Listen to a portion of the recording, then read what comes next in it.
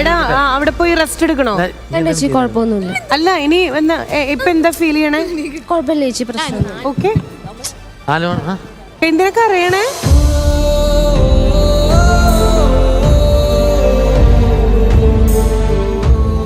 ഒന്നുമില്ല ചേച്ചി, ഞാൻ ഭയങ്കര ടെൻഷനായിരുന്നു.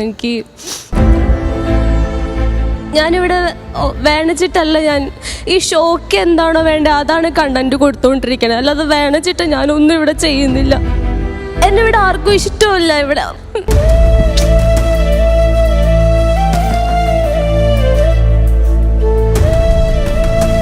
ഞാൻ അത്ര കഷ്ടപ്പെട്ട ചേച്ചി ഈ ഫ്ലോറിൽ വന്നത്. അനുമോൾ ഫാൻസ് മൊത്തത്തിൽ തിരിഞ്ഞപ്പോ അത് കൊള്ളാലോ. പറയൂ രഞ്ജിത, ആദ്യം പറയട്ടെ. സുമേഷേ, മനസ്സിലായല്ല? ഇമാർക്ക് മുട്ട പപ്സ് കൊടുത്തിട്ടുണ്ടെങ്കിൽ ആർക്കും സിന്താവ് വിളിക്കും. എന്താ പറയൂ. ഞാൻ ഒരുപാട് കഷ്ടപ്പെട്ട ചേച്ചി ഈ ഫ്ലോറിൽ വന്നത്. അത്രയും ഫൈറ്റ് ചെയ്തിട്ടുണ്ട് ലൈഫിൽ. ഞാൻ അത്രയും ഫൈറ്റ് ചെയ്തിട്ടുണ്ട്. അത്ര കഷ്ടപ്പെട്ട ഞാൻ ഇതുവരെ എത്തിയത്. ഒറ്റയ്ക്ക് വഴിവെട്ടി വന്നെന്ന് പറഞ്ഞാൽ നിങ്ങളൊക്കെ കളിയാക്കുന്നില്ല, സത്യമാണത്. ആരും എന്നെ മോട്ടിവേറ്റ് ചെയ്തിട്ടില്ല, ആരും എനിക്ക് വേണ്ടി കഷ്ടപ്പെട്ടിട്ടില്ല.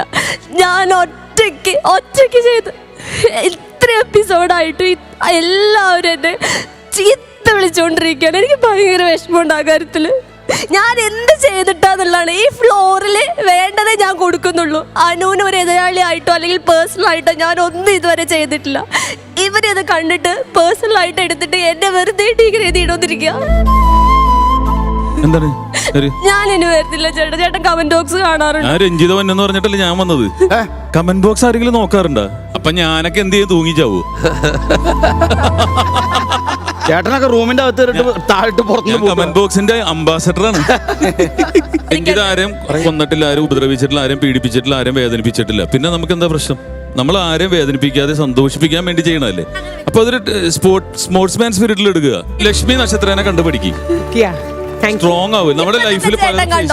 ഒരാൾ എനിക്ക് വേണ്ടി സപ്പോർട്ട് ചെയ്തോ, ഒരാൾ എനിക്ക് വേണ്ടി കൈ നോക്കിയോ? ആളെ ഇവര് സപ്പോർട്ട് ചെയ്യില്ല.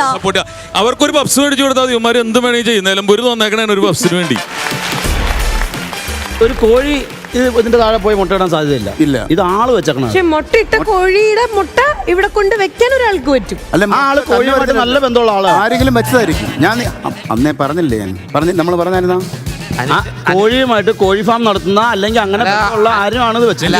അനുവിന്റെ വീട്ടിൽ 36 കോഴി ഉണ്ടെന്നാ പറയുന്നത്. ഒരു മുട്ട കിട്ടിയാലുണ്ടല്ലോ. തമാശന്റെ മുട്ട എന്ന് പറഞ്ഞാൽ എനിക്ക് പണ്ടേ പേടിയാ. പ്രേക്ഷകരോടാണ്, നിങ്ങൾക്ക് ഇഷ്ടപ്പെട്ടെങ്കിൽ അത് കമന്റ് ആയിട്ട് നിങ്ങൾക്ക് രേഖപ്പെടുത്താം. നിങ്ങൾക്കൊരു കയ്യടിയിലൂടെ നിങ്ങൾക്കത് എക്സ്പ്രസ് ചെയ്യാം, എൻകറേജ് ചെയ്യാം, സപ്പോർട്ട് ചെയ്യാം. ഓക്കെ, കുറച്ച് ചിരി വരുന്നുണ്ട്. ഇപ്പൊ ഇത്തിരി ചിരി വരുന്നുണ്ട്. മനസ്സിലാ ഭാരമൊക്കെ ഒന്ന് മാറി. പക്ഷെ വീണ്ടും ഞാൻ പറയും, ഈ മുട്ട വെച്ചത് ആരാണെങ്കിലും വളരെ മോശമായി പോയി, ഭയങ്കര ചീപ്പ് പരിപാടിയായി പോയി. Very sorry to say that. എന്തായാലും ഇപ്പം മുട്ട വെച്ചത് ആരായാലും ശരി തന്നെ. ഇപ്പം മുട്ട വെച്ചതുകൊണ്ടായിരിക്കും ഇപ്പം കാറ്റൊക്കെ തിരിച്ച് വീശി ഇവിടെ ഫാൻസുകാർ പിള്ളേരെ മൊത്തം ഇപ്പൊ അവർക്ക് ഒറ്റടിക്ക് മറഞ്ഞു. ആ മുട്ട വെച്ചില്ലായിരുന്നെങ്കിൽ. ചേട്ടാ, എനിക്ക് ഫാൻസ് വേണമെന്ന് നിർബന്ധമൊന്നുമില്ല.